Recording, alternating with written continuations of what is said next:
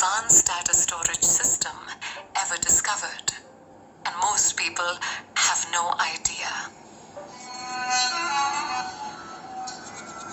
Scientists at Harvard stored 700 terabytes worth of books in 1 gram of DNA. That equals 70 billion PDF books in a physical space smaller than a sugar cube, a blood drop. Your single drop of blood contains more storage capacity than most computer hard drives. But here's where science gets ridiculous. They focus on the 2% of DNA that codes for proteins, while calling the remaining 98% junk DNA.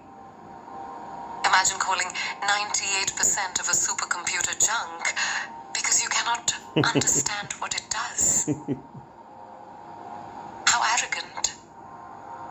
Now pause and consider this question. So why do I store things and If DNA can hold 70 billion books worth of information, what information does your DNA contain?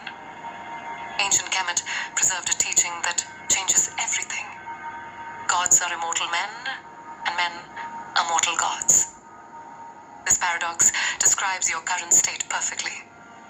You are mortal flesh, containing immortal essence. The god sleeps within your DNA, while you live as if you are only human. But wait, let me challenge my own premise here. If you contain godlike essence, why do you experience limitation, aging, suffering? Why does the divine within you appear powerless against physical reality? Because consciousness chose to limit itself. Here's the part that will shake your understanding of genetics. Russian scientist Dr. Peter Garyaev discovered something extraordinary. When DNA samples were laser scanned and then physically removed, the laser continued detecting the same energy pattern for 30 days. The DNA was gone, but its essence remained. This phantom effect means your DNA exists in multiple dimensions simultaneously.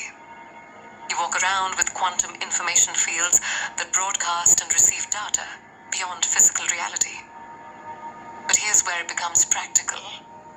This same research proved DNA responds to specific sound frequencies and human language.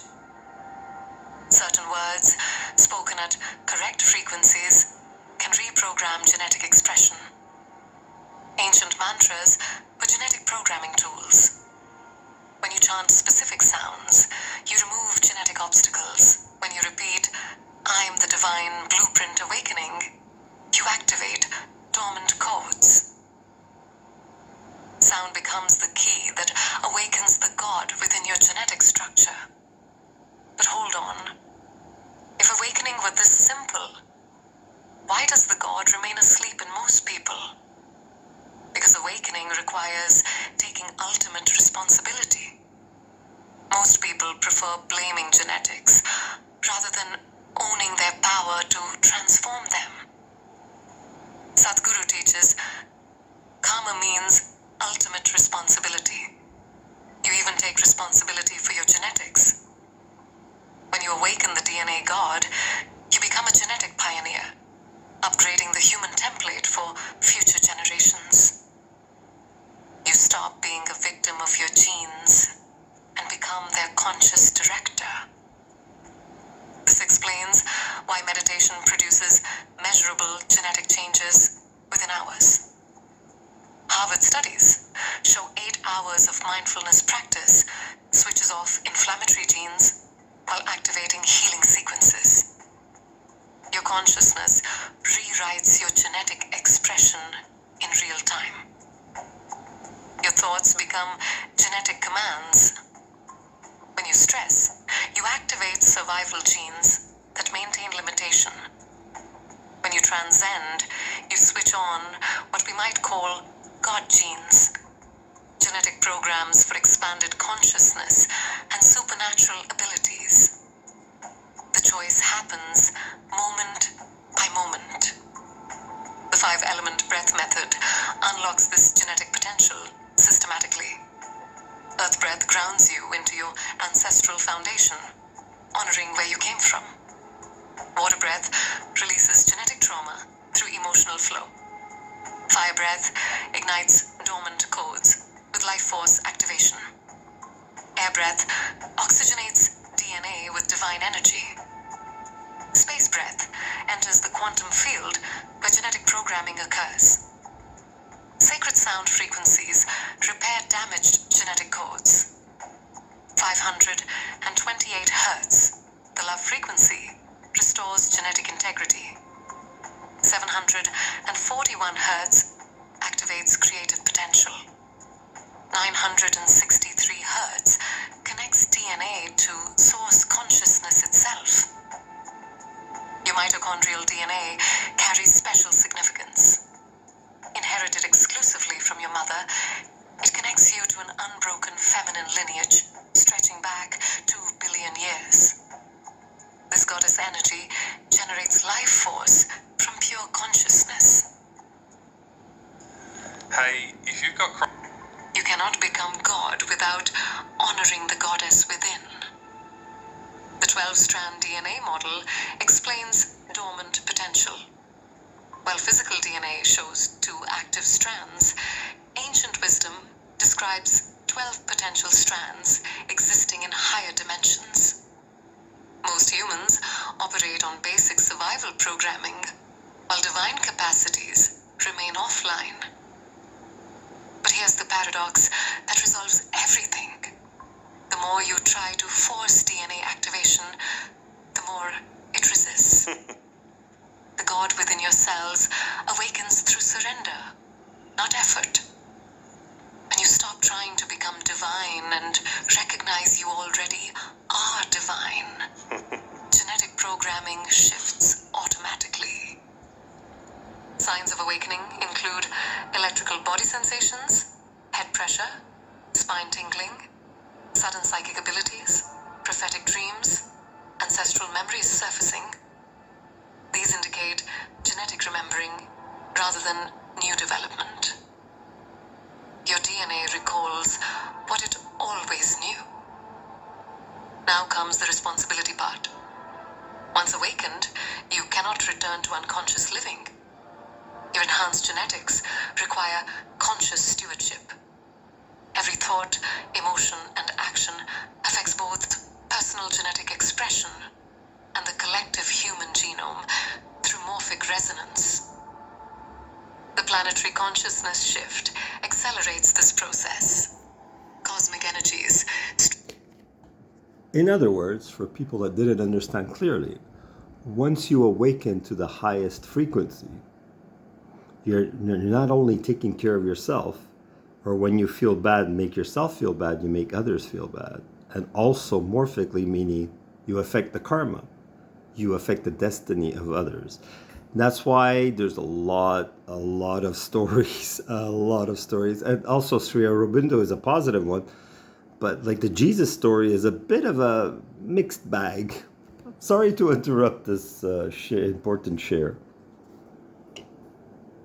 Dreaming from galactic center activate dormant genetic potential in those ready to receive. Earth's increasing frequency upgrades human genetics automatically, but only in those who do not resist. You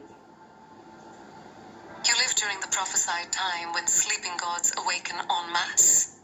The veils between dimensions thin, making genetic awakening more accessible than ever before. But accessibility does not mean automatic. Choice remains yours. Here's what makes your situation urgent. Those who fail to activate dormant DNA will struggle with increasing energetic frequencies. Your genetic awakening serves collective evolution. You become a bridge between dimensions, anchoring divine consciousness in physical reality. The God within your DNA stirs as cosmic forces intensify. Ancient initiates prepared extensively before genetic activation, learning to handle expanded consciousness while maintaining embodied wisdom. You face the same preparation now. The teaching becomes clear. Gods are immortal consciousness, experiencing mortality to rediscover immortality. Humans are mortal gods who have forgotten their divine nature until genetic awakening restores the memory. Your DNA contains the complete blueprint for godhood. The question that determines your future remains. Will you continue accepting genetic limitation and living as merely human? Or will you embrace the paradox, recognizing yourself as an immortal God playing at mortality, while the divine essence awakens within your cells? The God hiding in your DNA no longer sleeps. The choice to wake up belongs entirely to you. Amazing channel. I really recommend it to people. I don't know when I'll upload this. So enjoy it. And like I said, when someone explains something better than I would explain it, and it's like they say, we all embody everything and everyone else, including people that are materialistic, including people on a pattern, on the material, on 3D now, that think the opposite of the source flow, meaning they think by forcing. And that's why even the energy within us, when you resist what's already there, meaning it has to be a choice. And the surrender part is, that's why people say, I surrender even in war, right? And that takes away the stress of continued pain and suffering. Same thing on the spiritual, except on the spiritual, when you surrender, you don't surrender to a temporary illusion of life eternal on 3D, meaning what governments want us to believe is not even 50% of what is written in books or what's taught, or life order, and the whole socioeconomic and political system on the planet is corrupt, because there is no other way. That's why God chose to forget himself. This is what people don't understand. And even me, when you call someone criminal, corrupt, selfish, that's the nature of physicality. That's the nature of being human.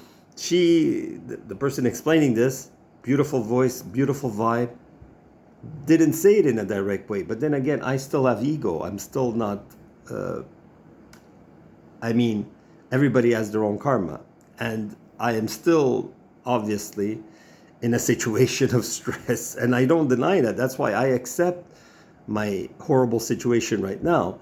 But if people were smart enough, even though they are human and on 3D and materialistic, they would know that, again, stressing someone like me is not a good idea. Just like no, it's not a good idea. And I say that from a very surrendered part of me, because even physically, that's how you know the nonsense of people that are materialistic. I always said, what can I do to compromise with my physical challenges in my life? And people don't accept compromise and peace. See what's happening now on the planet. A lot of stress. And not many people are really, really trying to unstress it, or to find compromise or logic or cooperation. No, people just want things their way, and that's why they end up. And let's see what happens. It's all a game, and it's all good. Like, subscribe, share, comment. Namaste.